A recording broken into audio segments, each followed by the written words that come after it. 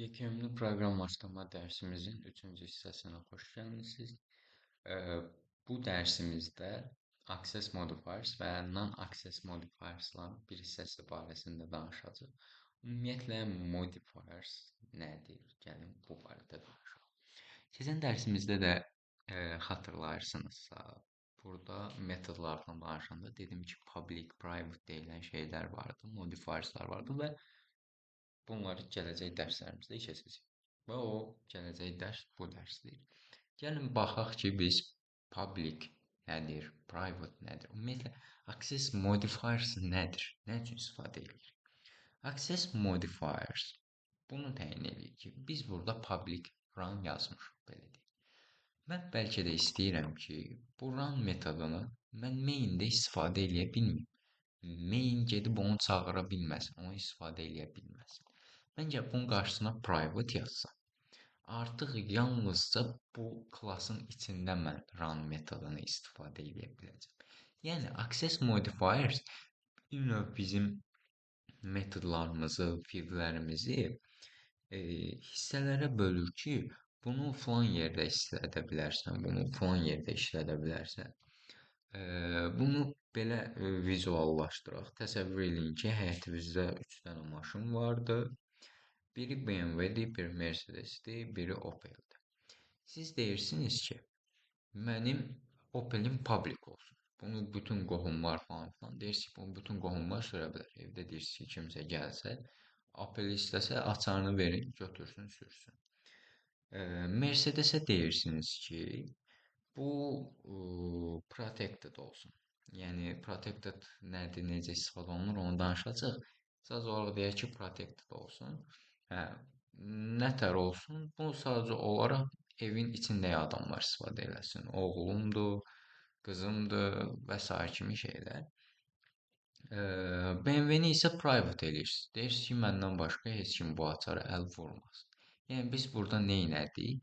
Onları hissələrə böldük ki, müəyyən yerdə əlçatan olsun, müəyyən yerdə əlçatan olmasın. Müəyyən şəxslər onları əldə edə bilsin, müəyyən şəxslər əldə edə bilməsin. Bunlar access modifiers'dır. Yəni indi baxaq bunlar nədir? Daha doğrusu hansı access modifiers hansı işi yerinə yetirir?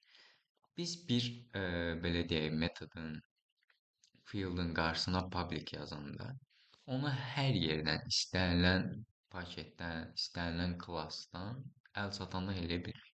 Onu Opel kimi fikirləşin. Hamı onu götürüb istifadə eləyə bilir. Paket deyəndə burada nə nəzərdə tuturuq? Yəni eyni qovluğun içindən bura nəzər yetirsəz, baxın məsələn burada or.example bir qovluqdur. Deyəlim ki, burada testdə başqa bir qovluqdur, paketdir. Bunu public eləyəndə mən bunu həm org.example-da belə deyək, public bir şey yaratmışamsa, mən gedib bunu testdə də götürüb istifadə eləyə bilərəm. Təbii ki, burada düzgün olmaz testi götürüb istifadə eləmək, testdə tamam başqa şeylər olur, amma o tamam advanced səviyyə şeylərdir. Biz nəzərə alsaq, deyəlim ki, gəldim mən burada Java-da təzə bir package yaratdım. Adım qoyaq ki, olsun demo qoyaq. Aha, mən gəlib burada user-da run metodu yaratmışam, public eləmişəmsə, mən bunu gedib demodan da istifadə edə biləcəm. Yəni burada da yeni bir class yaradaq, adını qoyaq demo. Buradan gələk, elə bunu canlı baxaq. User deyək, new user deyək. Biz burada bir nə etdik? Obyekt yaratdıq. Gəlin ona test dəyərlər verək. Buradan kopyalayıb yapışdıracağım. Çox vaxt itirmək istəmirəm bunun üçün. Dəyərlər verdik. Bu konstruktoru tamamlamaq üçün istifadə edirəm. Gəldim mən buradan user nöqtə run dedim.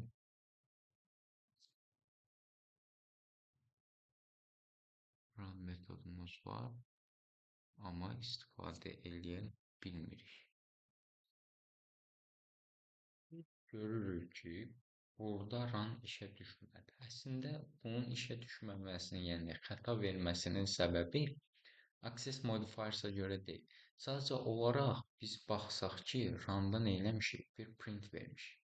Nəyisə bir işə salmışıq.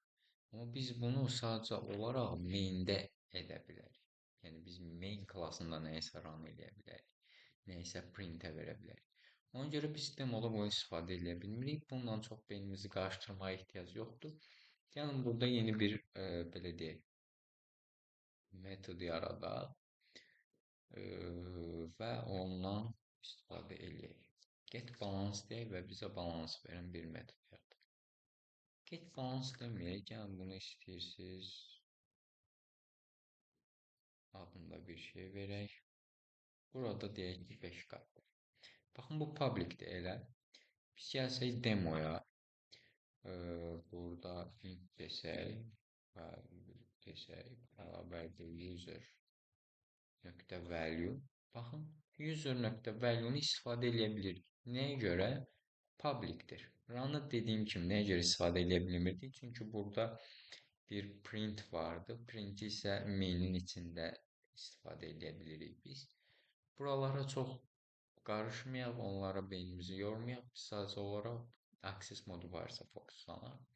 Gördük ki, public deyə başqa bir package yaratdıq. Orada istifadə edə bildik bunu. İndi gəlin keçək digər bir access modifiersə baxaq. Protected.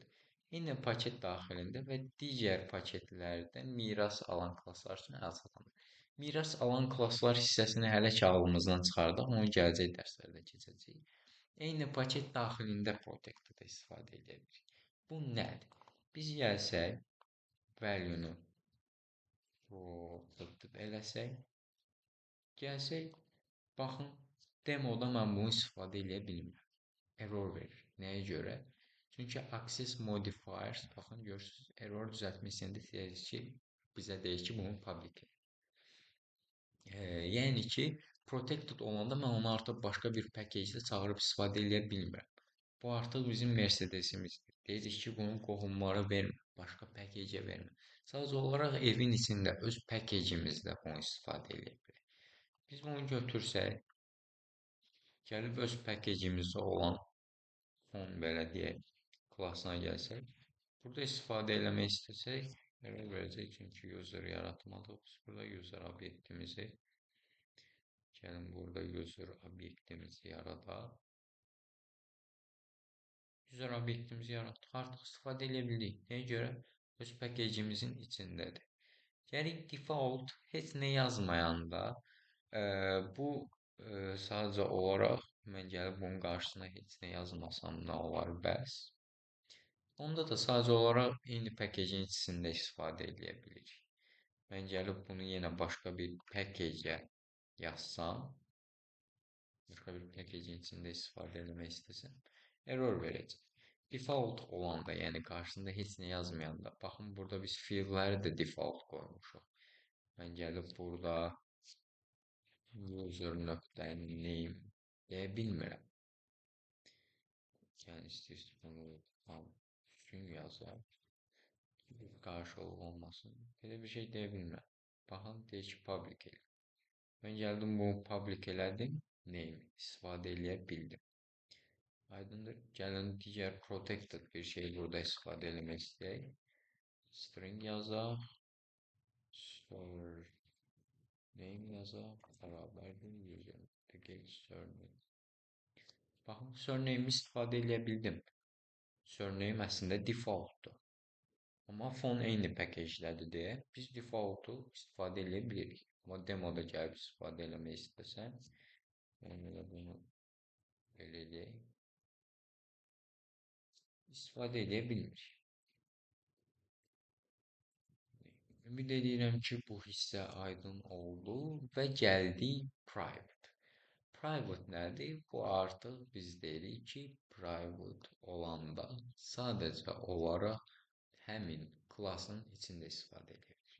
Mən bir şey private eləyirəmsə, onu sadəcə olaraq user istifadə edə bilir. Bunu bir növ belə fikirləşin ki, artıq burada söhbət BMW-dən gedir və BMW-ni sadəcə deyirik ki, mən özüm sürə bilərəm, bunu başqa heç kim sürməyəcək. Yəni buna da bir baxaq, nəzər yetirək. İlk öncə value-nu private eləyək. Gələk burada bu defaultumuz olsun.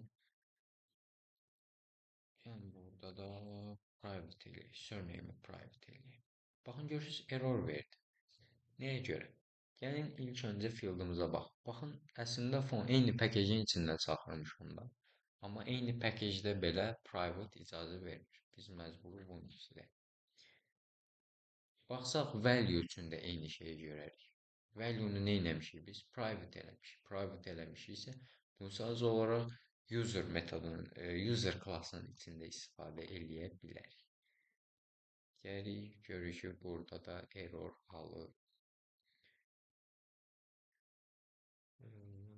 Gəlin artıq eləyək. Burada private-ları da ümid edirəm ki, başa düşdünüz. Private-larımızı silək. Hər şey qaydasına düşsün. Bunlar bizim access modifierslarımız. Gəlin indi non-access modifierslara keçək. Bunlar əslində çoxdur. Mən sadəcə olaraq sizə statik və finaldan danışacağam. Statik nədir? Xatırlayırsınızsa, keçən dərslərdə demişdik ki, biz bir obyektin metodunu falan çağırmaq istəyiriksə, bir klassın obyektini daha doğrusu çağırmaq istəyiriksə, onu istifadə eləmək istəyiriksə, biz məcburuq ki, onun neynəyək? Obyektini yaradaq və həmin obyektin vasitəsilə, həmin obyektin vasitəsilə metodumuzu istifadə edək. Burada statik istifadə edəndə biz metod və dəyişkəni obyektə deyil, klassa aid edirik. Və obyekt yaratmadan onu çağıra bilirik. Gəlin indi bunu praktikada baxaq. Gəlin value-nun qabağına statik yazaq. Gəlin main-ə. Main-də baxırıq ki, user. Gəlin bu user-ı siləyək. Gələk bura. User deyək. Baxın, görürsünüz, böyüklə yazdım. Böyüklə nə üçün yazdım? Çünki artıq burada mən klası çağırıram. Nöqtə, value deyirəm, istifadə edə bilirəm. Gəlin bunu print-ə verək. Daha məqsədə uyğun olsun. Silək. Run eləyək. Baxın, bizə 5 dəyərini verdi. Nədir? Baxın, normalda biz nə etməliydik? Yeni bir obyekt yaratmalıydıq, ona dəyərlər verməliydik, falan. Yeni bir obyekt yaradıb, ondan sonra metodu çağırıb istifadə etməliydik. Amma statikin vasitəsilə bir obyekt yaratmadan da nə etdik biz? Getdik, metodumuzu istifadə eləyə bildik. Bu da öz qaydasında. Sonra final vardı. Final dəyişənin mən qabağına gəlib final yazanda, bura gəlib final yazanda, bu nə edir? Artıq biz surname-ə müəyyən bir dəyər verəndən sonra bərabərdir deyək ki, olsun. Bunu biz final eləyəndən sonra artıq biz bunu dəyişdirə bilmərik. Biz buna bir final dəyər verdik ki, artıq sən busan, dəyişə bilməzsən. Baxın, burada da ona görə bir xəta aldıq ki, dəyişdirə bilməzsiniz. Çünki biz burada nə edirdik? Həmin surname-i dəyişdirməyə çalışırdıq. Bu belə. Ondan sonra baxaq metodlar üçün nədir? Override ola bilməz. Override nədir? Gələcək dərslərdə keçəcəyimiz üçün metod və class üçün final nədir? Necə istifadə olunur? Onu göstərməyəcəm. Çünki miras alma və override bizim gələcək dərslərimizin mövzusudur. Bu dərsimiz bu qədər. Bu günləri access modifierslara və non-access modifierslara baxdıq. Növbəti dərslərdə görüşmək ümidilə.